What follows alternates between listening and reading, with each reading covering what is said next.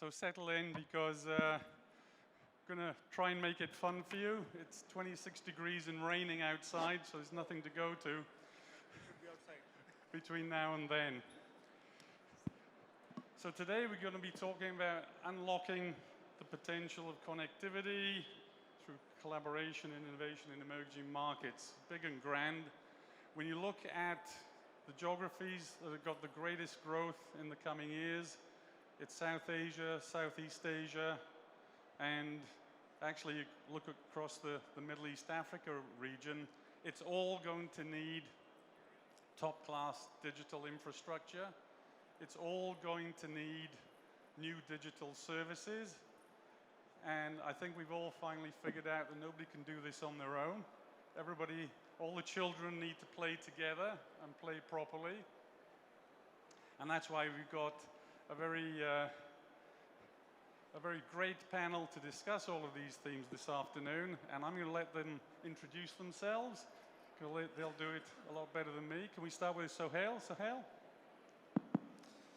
Hi everyone, my name is Sohail Kadir. I am the CEO of Zain Omantel International, called Zoe. We are a wholesale powerhouse in the Middle Eastern region, covering 8 countries, including Oman, Saudi Arabia, Bahrain, Kuwait, Jordan, and Sudan. And we are basically, by the name you can see it's Zain Omantel International, so it's a joint venture between Zain Group and Omantel. Thank you. Good afternoon, gentlemen. My name is Bikash. I work for Telstra. We are again a telecom provider providing connectivity in Asia and Pacific region. What we believe is global supplier for the world. That's all I am. Thank you. Good day to everybody. My name is Brendan Press. I'm the CCO for Gulf Bridge International, GBI. We're a specialist subsea cable provider for the Middle East region, connecting most, if not all, the countries in the region, providing cable services, but also terrestrial in the region from the east to the west. So we provide services across the Gulf, across the Middle East region, out to Europe, and from Asia to Asia as well. So very interested in how we can make this market develop further with panelists and many more people in the region. Hi, good afternoon, everyone. My name is Amarjit Gupta. I'm the founder CEO of a name you'll possibly got used to only last 2 years. We are a young company, but we are here to fill up a space which the other incumbents haven't. In short, we're filling up a space connecting the cloud with fiber and whatever it means in each of this market. Largely present in India. We're trying to help cooperating with partners over here to find our space to create expansions in regions across Asia and Middle East. I'm Sean Bergen. I'm the co-founder of AP Telecom. AP Telecom's specialty is consulting to the submarine cable space.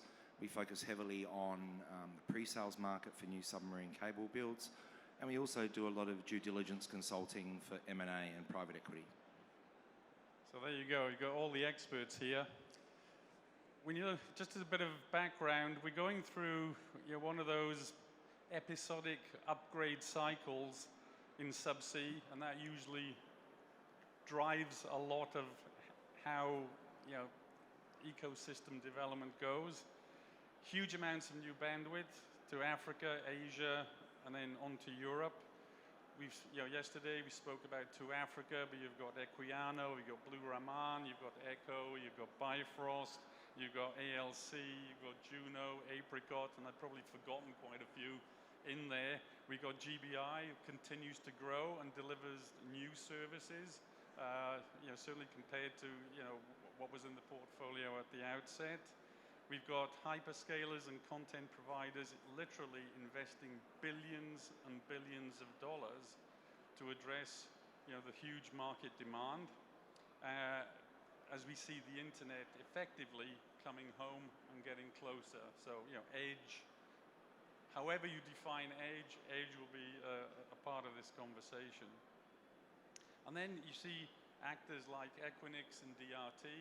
They're usually good at figuring out where the next places to go are. And we saw that last year in Africa, Equinix acquiring Main One, DRT acquiring Terraco. And there's some, interesting alliances that have been formed to address this as people group together, and we're very happy with Sohail here. We're going to ask him to tell us what Zoe is, okay? Because that's going to play a big role in the region. Sorry, I'm used to being in Dubai, right? So, and then not to mention new dynamic players like Lightstorm, who are firing up a real storm because they're challenging the status quo in India and now seeking to go beyond. So everything's kind of moving at warp speed, trying to keep track of all the different bits and trying to understand who actually will play with who and how all that works is going to be key. So as we kind of kick off the questions here, my first one would be, when you look at this tsunami of bandwidth arriving, equal tsunami of demand for content and services, what do you see as the major challenges that we all face in fulfilling the demand, and what will drive the investment decisions? And from a deployment perspective, what are the difficulties? Maybe, let's start. Maybe Brendan, could I ask you to go first on that one? Yeah, I mean, the opportunity is very significant. Everybody knows that in terms of data growth over the last few years and what we're seeing going forward. I mean, predictions of doubling of capacity requirements globally. And in this region, we've not been the quickest at adopting some of the services. So there's a tremendous catching up we've got to do, I think, in the Middle East as an emerging market to keep up with the new services that need to be delivered, and with those services, the extra demand and capacity. So for us at GBI, our planning horizons have had to increase significantly.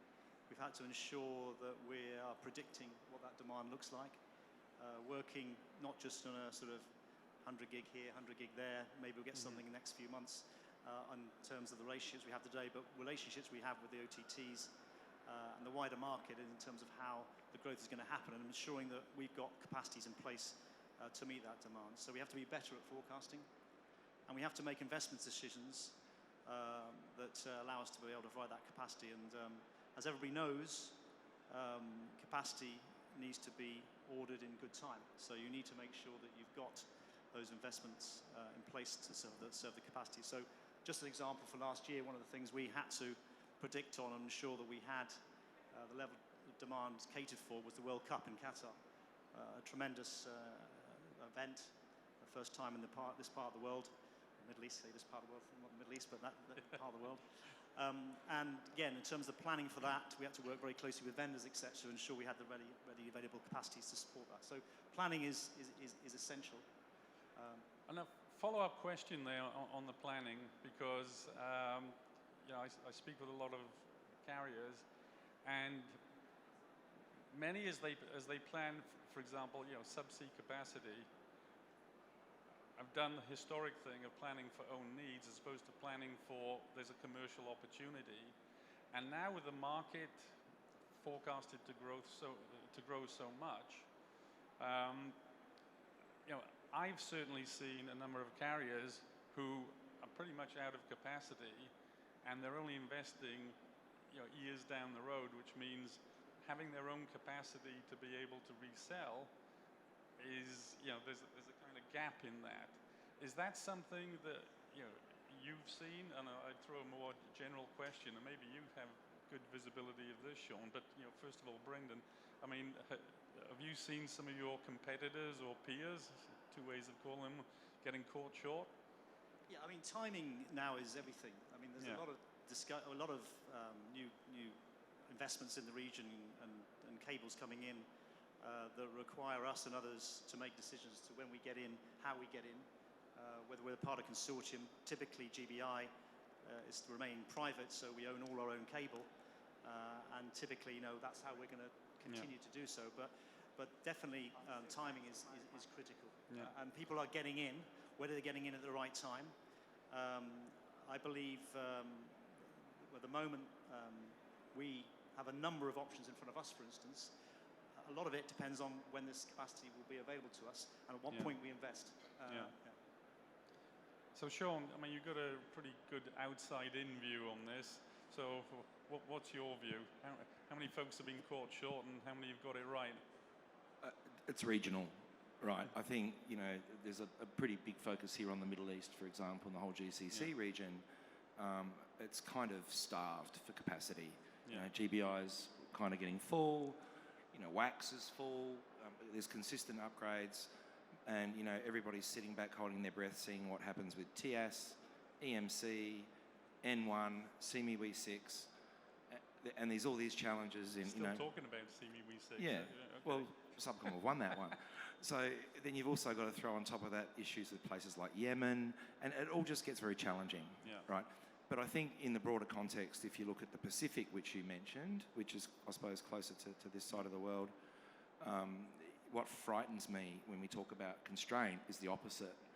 And if you think about Echo, Bifrost, Apricot, potentially Hawaii Nui, ACC1, that's 5 systems times around 16 pairs each. That's 100 fibre pairs coming into service in the next 5 years. There's less than 20 fibre pair buyers globally. Right? Yeah. So this whole mantra of chasing cost per bit, which is pretty much an OTT thought process, doesn't necessarily sit well with the GBIs of the world and the Lightstorms of the world. It's creating an issue for the market for the future. There's just going to be a massive glut, prices will tank, and then it's going to get pretty tough to make money out of that business, unless you've got core demand.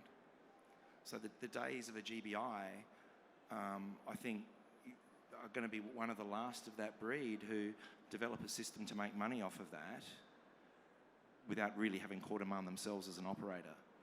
Mm-hmm. It's a different business model to a Lightstorm who has core demand for their own client base and do wholesale as a focus. And Telstra, much the same. I mean, Telstra is its own best customer to a large extent, particularly in Asia Pac.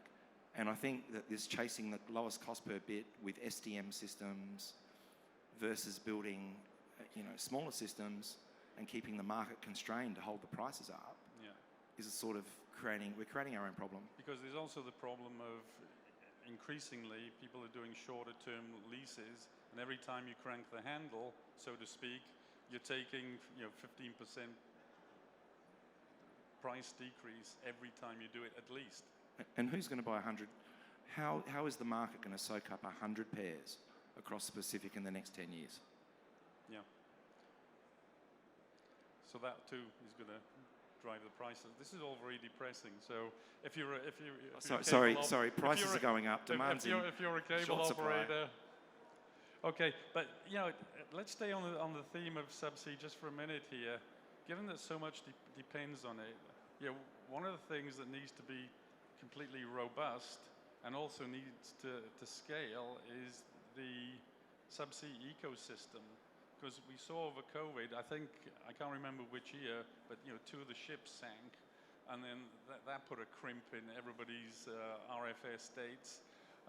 And then the supply chain, I mean, the cable manufacturers were all sold out because, between Meta and Google, they had 2 years worth of stuff to do. So, I mean, Sohail, I know you've got a view on this. So, what do you think the risks are in that part? Because we talk about it like as if it's going to come naturally, but actually, it's very few things need to go wrong before that whole part of the business hits a bit of a wall. Would you agree with that? Fully agree with that, Carl. I think not only few, even one go wrong and everything goes wrong. I think we were discussing about the problems that we are facing in Yemen. All the cable systems that are going to pass through there, we have an issue at the moment. Nobody is allowed to do even the survey. So forget about deployment. Now, I think when we are talking about the cable systems that are delayed, I think every cable system that we have, none of the cable system has been delivered on the RFS date. None of them.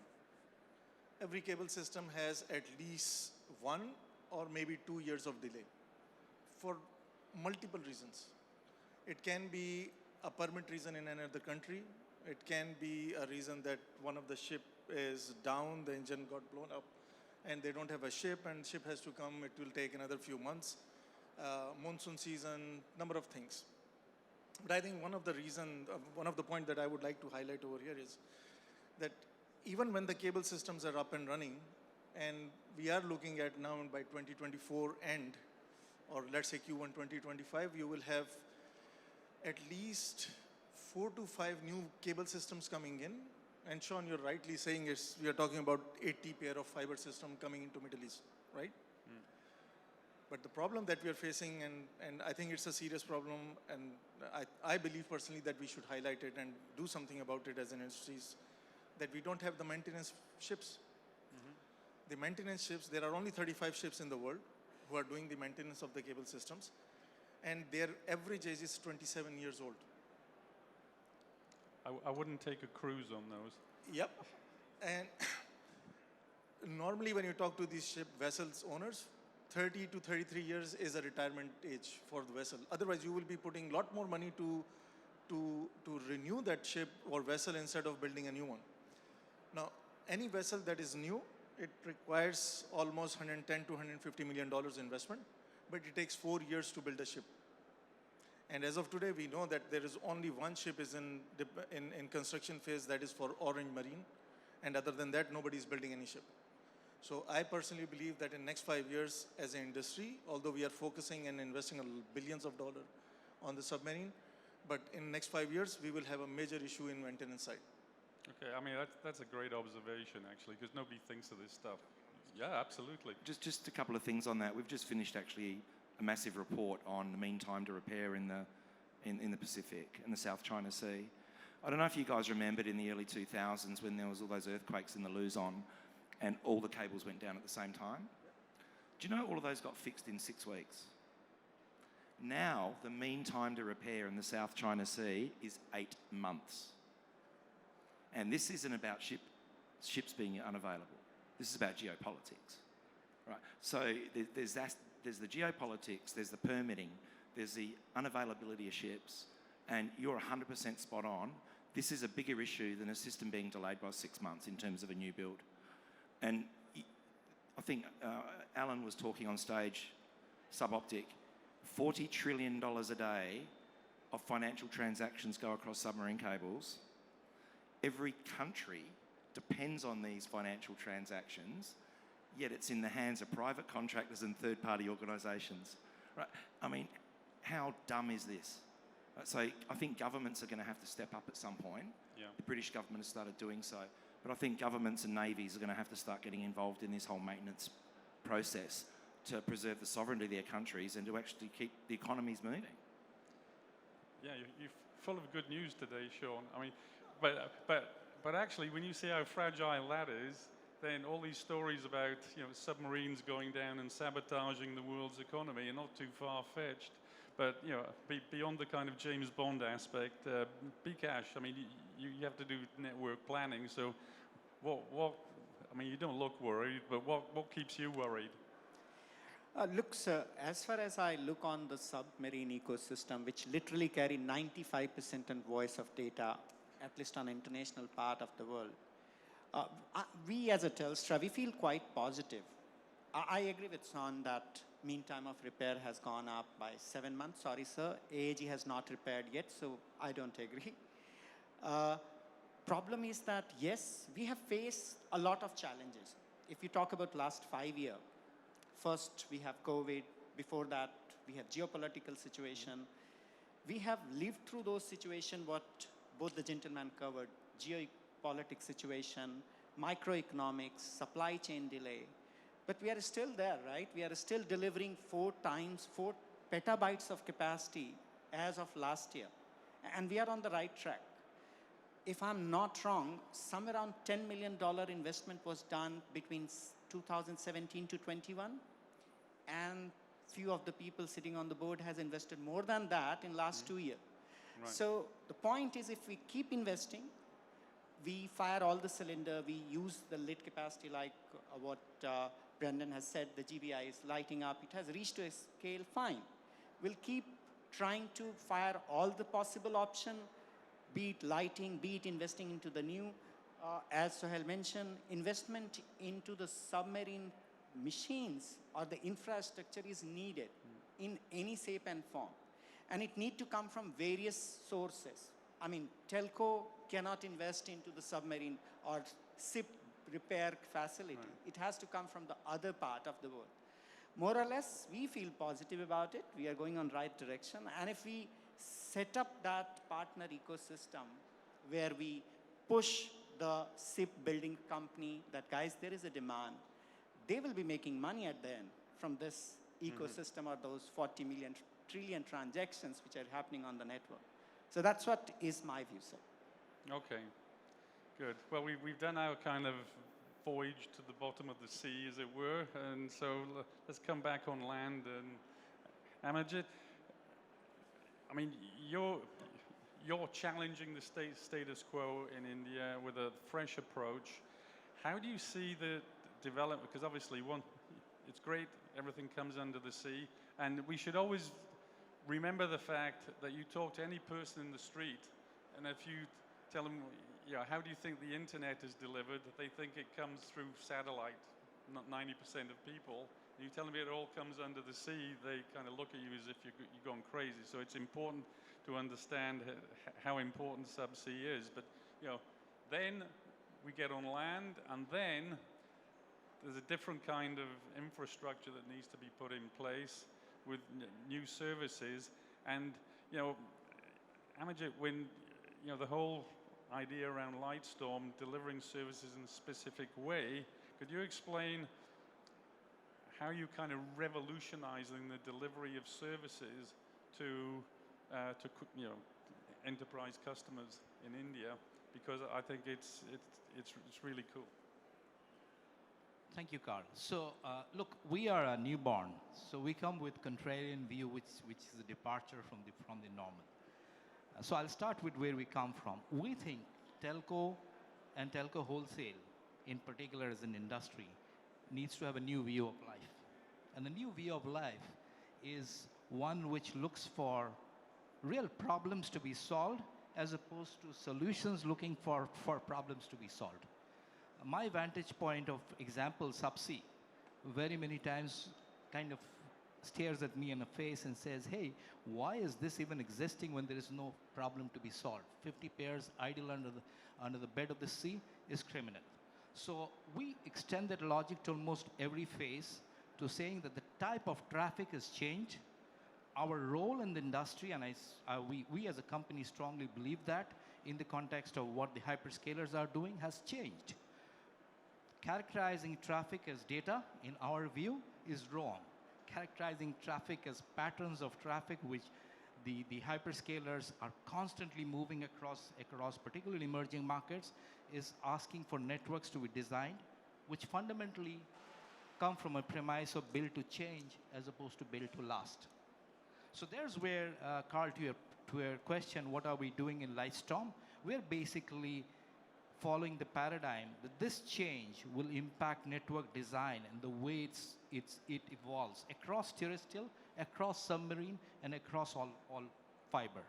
One thing is true, we actually believe that fiber is the future, under the sea, on terrestrial, as opposed to, you know, many theories about wireless.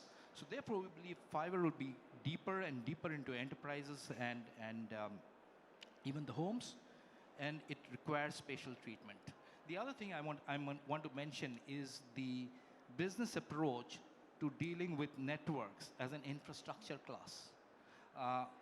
You know, we are invested by a large infrastructure investor, and when I look at the utilization of any other infrastructure type of this kind, whether it's roads, airports, railway stations, energy stations, there's nothing of the kind of fiber, including subsea fiber and terrestrial, because subsea and terrestrial is the only infrastructure class which barely has a utilization of 20% or 25% for the first 5 to 7 years. Now that's from an investment philosophy, it sounds really weird as to how this industry is shaped up. So in short, Carl, for us, it's about combining the march of technology, following the march of cloud, and redesigning networks which make sense for the future. Obviously, we are a greenfield. We can leapfrog. We don't have a legacy to protect. But I think when I sit here on stage with my industry peers, I actually urge for collaboration, progressive thinking, because part of it is the government, part of it is also incumbents who today block out cable landing system with extraordinary charges. Nobody asks anybody to do that across continents, block access to cable landing stations, and sometimes even interconnects. And you know, my argument to my colleagues is, when you have a phenomenon which is a $1 trillion phenomenon, growing at 40% per year, with about a $70 billion R&D dollars behind it, this tsunami won't stop. So it's going to crash regulatory barriers as well as incumbency barriers. So we are basically trying to play our part to creating space, which our friends in the industry have done, but also catering to the march of the cloud and what newer networks need. Okay, thanks for that. And look, on the theme of collaboration, you may want to keep the mic just for a second. Clearly, different kinds of networks need to interconnect seamlessly. I know there's a number of initiatives in the marketplace today where a lot of tier 1 carriers are getting together and to try and co-develop NAS platforms. Won't kind of comment on that because I think there's lots of issues there which are not the subject of what we're discussing here. However, the concept of having a NAS platform where you can have subsea on NAS, terrestrial, across multiple different providers, do you see that as the goal? Because consumption models are all about on demand. For different kind of services, and is connectivity going to be enough? Is there going to be a need for a service layer on top of that with APIs? So maybe I'll stay with you, Amajit, on that. No, that's a great question, Carl. And that goes back to what I said. If data is no longer data, data is cloud, and the cloud is scalable to the extent that it is, which means you can spin up a cloud session in seconds, you can shut it down in seconds. So necessarily, if your network is the underlay of the cloud, you should be able to spin it up in a second and shut it down in a second.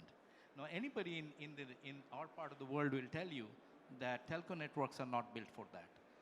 One of the big challenges is to be able to build networks with the speed and scale of cloud. And that's what we are struggling with, whether in demand planning or whether in capital deployment. I think the ability to match the scale and speed of what these cloud guys do is really the challenge we face as an industry.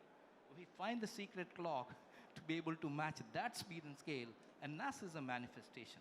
After all, it just abstracts the network up to a do it yourself, non-traditionalizes, if there's a word for it, all the software aspects of the backend. We have done it ground up in India, and we have found it very, very attractive, not only for small businesses and media businesses, but also large enterprises. And we think there's a case for that to actually span across the span of networks from subsea, terrestrial, as well as access. And Sean, would you agree with that? Yeah, I do. I think we're getting to a point, once some of these satellite services scale as well, I think it'll get to a point where people won't care what the underlying technology is that's delivering the solution, as long as the solution's being delivered at the scale the customer wants, for the period they want, for the price they want.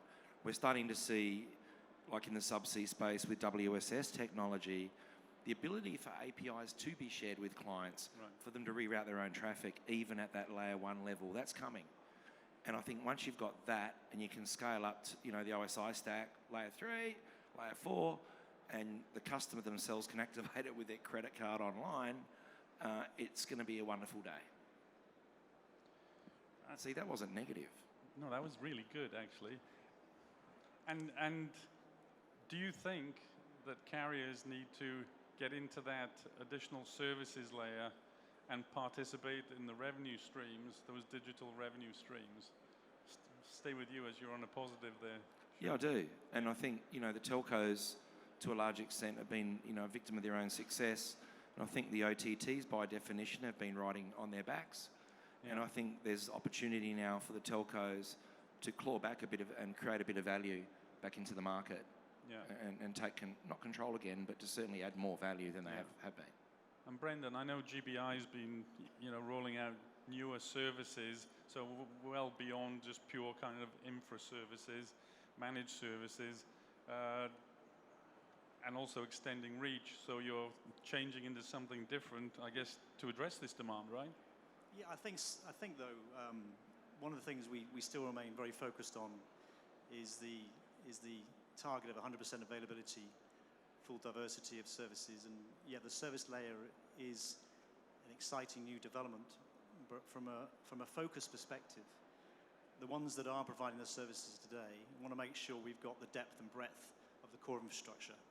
Right. I remember the days gone by when people were saying that telecoms would just become dumb pipes, and there was no business, any future in the commodity business about cabling. And myself, I got excited by working in areas which are about enterprise services, working closely with the OTTs and doing our own services as well.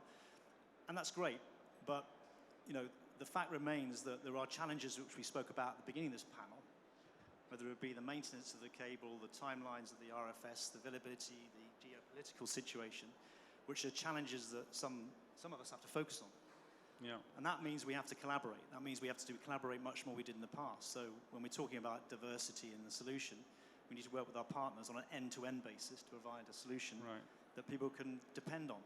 So yeah, I get the discussion about the value add, the new service on top. But let's just also remember we've got experience in the core infrastructure, and ensure that where there's developments in the core infrastructure, like the capacity increases based on new nanotechnology, whatever it might be, we're the ones working with infrastructure partners, vendors, to bring that to these players that have the ability to develop the services on top. We're never going to be, I think, competing at a level of service management.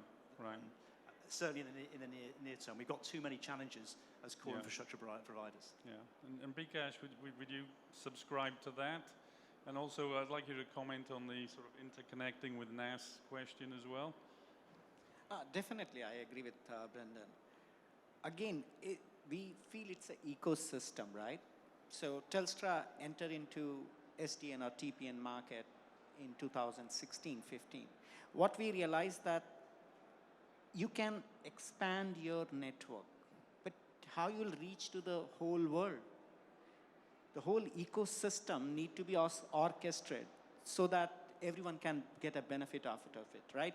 If a customer is sitting in a location, let's say in Dubai data center, and that partner or data center operator is not able to scale, there is no point we offering a NAS as a services. So we believe that NAS as a services is a great thing. It's a way to go forward. But we have to build that full ecosystem, find out the right partner to fit into the whole system in the scheme of things. And then we try to solve the problem of a consumer who want to scale his business at the pace what his business is growing on. He wants the connectivity to grow as his business are moving up and down. So if we can deliver that, it has a large potential to grow everyone. And how difficult is it to, if I could use the word, NASify, when you've got legacy networks that are not necessarily fully software enabled? I mean, Amajit here has got an advantage because he's the new kid on the block and they've done it kind of cloud native from the beginning. But when you've got a legacy to run through, that's quite a few years' work, isn't it? Find a partner like Amajit. Look, I'll add to that, and I'm not technical by any stretch, but if you look, voice went through this transition with GPX, right? And GPX is a classic example of the way this is going to develop, I think, where you have hopefully, a multi-cloud with S7 signaling and everything else coming into it, and all being translated effectively. And I think that's what's going to happen through collaboration and partnerships with all of these people sitting up here. They will work together. They will make sure they're interoperable because it's to their advantage to be. Yeah. Now, on the subject of partnerships, I've kind of led up to this rather nicely. People talk about it, but Sohail's here has done it with Zoe. So tell us about that, because you've brought a partner to the table and launched a new entity. with a new CEO to drive business and become a much bigger competitor in the region by virtue of that. And also, you've got other special deals, like for example with in Dubai. So you're really doing lots to punch up, if I could put it that way. So tell us about that. So Zoe, first of all, Amajit, we are 2 days old company, so I take this award. So we just announced this company, but obviously there's a work of, let's say, last 15 years that we've been working in the region, investing in submarine cable systems, deploying networks all across. So the journey of Zoe, I would say, starts somewhere in 2019 when Omantel, an incumbent operator in Oman, acquired 22% stake in Zen Group, which is one of the largest mobile operator group in the region. And we started looking into how to synergize with a mobile operator who has 55 million subscriber base, with a company who's a fixed mobile, but predominantly is a fixed operator, and an investor in wholesale business. So we started working with Zen team, and eventually this collaboration that we have achieved is basically the carve out of Omantel wholesale business and the carve out of wholesale business of 7 entities of Zen Group within the region and put them into a JV. Now we are talking about a joint venture company which has today around 16 submarine cable systems landed in the region, another investment into other 4 submarine cable systems that is going around. Plus we have obviously our land network that we have, terrestrial network within some of our countries, plus we are also in deployment stage of another around 5,000 kilometers within the region at a brand new network to connect all the countries and create a ring around the Gulf, right? Zoe is not to only serve its own opcos, because that's like 5% of our business. Yeah. 95% of our business is to work with partners like yourself, everyone sitting over here, and provide infrastructure. So I would also say that I'm one of those guys who have worked last 4 years to create a job for myself. And obviously the shareholders and board says, if you have done it, then run it as well. Yeah.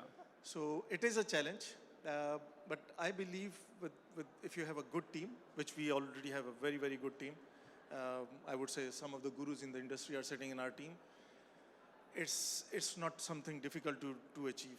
And what we want to do is, and I will talk a little bit about the automation, we are basically a predominantly infrastructure provider. We don't do services. We've been providing infrastructure to companies who've done a lot of services on top of it. When it comes to automation, what we are doing is we are working on a marketplace where we will be bringing all our inventory and the cross connects, because we were talking about the cross connects. Mm-hmm. So the cross connects and all our inventory will be on the marketplace, and people can activate directly through the marketplace, even if it's multiple 100 Gs capacity within few hours. This is the first thing that we are doing, being an infrastructure provider towards automation and towards software enablement. And on the partnership, what we have done up till now is we have entered into a partnership with Equinix. We have deployed 2 data centers with Equinix, and they are growing very fast. And now we are going into Saudi Arabia and going to deploy 2 another data centers in Saudi Arabia, most probably one in Kuwait as well. And we don't go and do, and I was discussing with Amajit yesterday, we don't go and do data center for enterprise business. We are very focused on the niche market that is international. So we build data centers and bring in international content player, international partners like yourself. And this is what we do, and provide transit space. So I think the next step that we are doing in Saudi Arabia and connecting, so we are also invested in Blue Raman. We are 30% owner of Blue Raman, and most probably we're doing something for the first time that is creating a new route, which is going through India to Saudi Arabia, and then through Saudi Arabia we are going through Tel Aviv to Marseille. So this is something that is brand new. We are putting all our efforts to get it done, and hopefully by Q4 next year it will be up and running. But then Dubai in Saudi Arabia is a place which will most probably be the transit place for everyone in the region. Mm-hmm. And that's what we are trying to achieve. And how necessary do you think partnering or acquiring and becoming part of a bigger group is vital to success? I mean, Carl, without any doubt, becoming or moving from one country to 7 other countries, that gives us a huge potential to grow. yeah, If we are, as an example, doing $500 million, we should be doing $2 billion in next 3 years. yeah, And that's what expectation level is. That's my expectation from my team, because now we have 7 other grounds to play. And although we are incumbent in Oman, but we have never acted like an incumbent. In the region, I think we have been acting like a challenger, breaking the walls. The cross-connect prices of $1.8 million for 110G, today people are selling it for $5,000. So industry consolidation, however you define it, is a necessary step to go. Exactly. Okay. Exactly. And I think there are 2 ways to grow. One is either you do collaboration, so we can have partnerships with each other, or acquisitions. Yeah. I think both model works very fine, but the fastest way is to go with collaboration. Yeah. Reach to a level where it makes sense, and then you can go for a acquisition. But unless you are not to a level where it makes sense for business point of view, I think it's better to partnership and go through that learning curve and find out if it is good for us to acquire or not to acquire. So the real question is, where do you draw the line between do it yourself or do it with somebody else? Because if you came to one of these shows, I don't know, 10 years ago, and you were much younger then, of course, but you probably remember everybody would get up on the podium and show their global network. This is my best global network. This is my best global network. They all look the same, all duplicates and stuff. The industry's kind of got over that now. So, partnering is going to be key. Amajit, I mean, what's your take? That's an important theme you touch upon, Carl, because our belief is, look, the sum of parts of the network of the future is going to be the best of breed through collaborations. The cloud doesn't have any borders, data doesn't have any borders, it's got to be fungible, and there's no one provider which provides that, right? So I think the collaboration about like-minded operators, like the kind Sohail has done over there, to create fungibility across region really matters. That's one point. It's hard to come by though, other than conferences, because it's very difficult to be able to correct. I take a lot of pride. Somebody who runs a 50-year-old network like Telstra uses us in India to be able to transport their data because they find the network better. The second point is, and I think Sohail and I talked about it privately yesterday. Second point is, with the speed and scale of cloud investments, which is trillions of dollars, this also means there are spikes and troughs of investment, which most public telco companies can't afford. Not because they don't have the money, but because the volatility of that expense just destroys the steadiness of public markets. So that brings in the element that globally, at least that's our point of view, much of the infrastructure investments should be, and are being driven by private investments, so that the volatility is cut off, and it saves the telcos from doing what Michael Dell did, which to take Dell private just because he wanted to grow Dell. So these are the 2 points I wanted to make on collaboration and growth. No, that's really important. Now, as we come down to our last few minutes here, I just want to throw it open to the audience if there are any questions from anybody. I want to make sure we get a close at 5 or close enough. Last question then, and this is for everybody on the panel. So what are two-barreled, so kind of 2 questions in one. In the so-called emerging countries, because I think they've emerged pretty well, they may be at a different level, but certainly emerged. Where do you see the emerging countries equivalent of FLAP being? Which locations are going to drive everything around? And I'll give you a handful maximum. And where do you think, therefore, the biggest opportunity is? And what are the biggest threats to this being successful going forward? So I'll start with Sohail. A tough And question. I'll give you a minute each because Yep. otherwise we could be here for an hour. I will talk about our region, Middle East. I personally believe UAE, Oman, Saudi Arabia.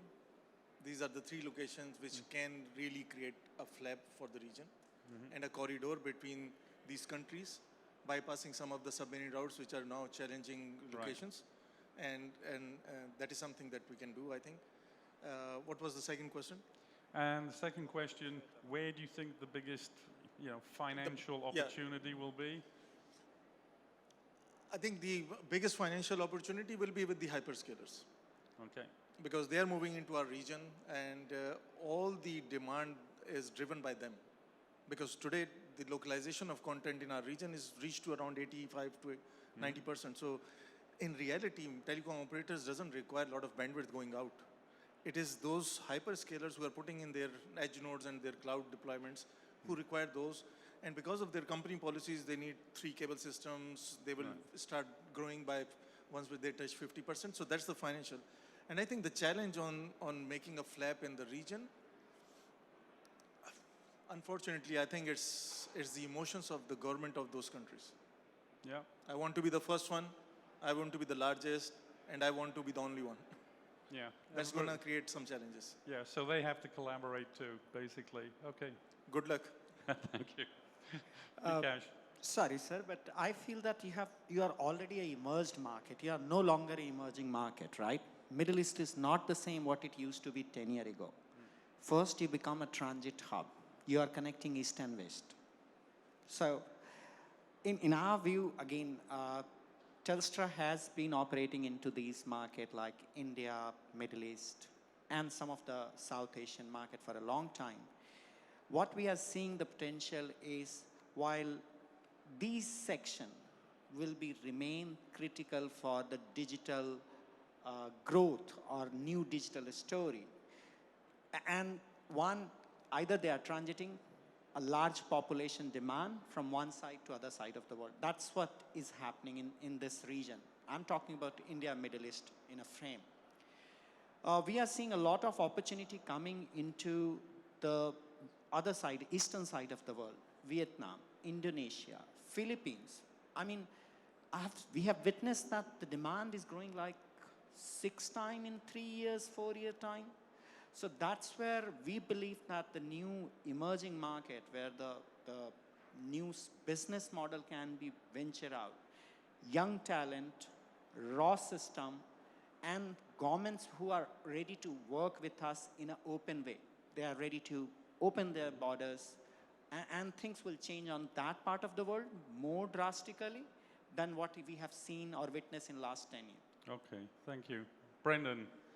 Yeah, Punchy. some thoughts on this. I think when you think about the Middle East region, the actual development has been very polarized to some of the countries you mentioned earlier, Sahel, in terms of there's been Subtly put. first mover advantage in places like UAE, and the rest of the region has looked and saying, what's going on here? Is this what we really want? But the world is now digitalizing, and it's very much a digitalization across populations, whether they be US-based, whether what's happening in Africa now. And I'm a great believer that the populations will basically drive the adoption of the services. And us as providers, infrastructure providers, need to make sure we're aligning with those populations to support the adoption of services. So I think things will change. I think there'll be a lot more equalization around the regions and around the emerging regions, which will probably put them more in the not emerging classification, but for my mind, we are still emerging. And I think the point also mentioned in terms of the regulation, it's been quite a protectionist type region at the moment. And that's in terms of local last mile pricing, for instance, protectionism in terms of access to cable landing stations. Again, the liberalization of the economy, the regional economy, needs to happen. There's a 65% of people in the Middle East are under 25 years old. You know, there's a great society potential for developing new services. Prices need to come down. They need to be closer to what they are in the rest of the world to be able to get the investment, the outside investment of some of the big OTTs to the levels that have happened elsewhere in the world. These things need to happen, and these are happening. There's a much better adoption now. Ourselves, GBI, we've been working with Meta, for instance, in the last 18 months. We've introduced a second POP to what Omantel did in Oman. And again, that's giving localized, we haven't talked about edge computing, localized services, Arabic content to that 65% of the population want to be able to use some of these services, access content. And the same thing is being done with the likes of Microsoft and Google, etc., and being able to provide the services. But the services won't evolve and develop to what they need to unless we work as a coordinated ecosystem, collaborating to, at the end of the day, deliver the services that are in demand. Okay, thanks, Brendan. Amajit. Yeah, interesting question, Carl. Look, our thinking is simple. Wherever is the source of origination of consumption, there is undeniable traffic and money to be made. And that's really is about the population dividend. So you look at Indonesia, Southeast Asia, and India, where I sit down, there's just undeniable the next billion internet users. Some are not even connected.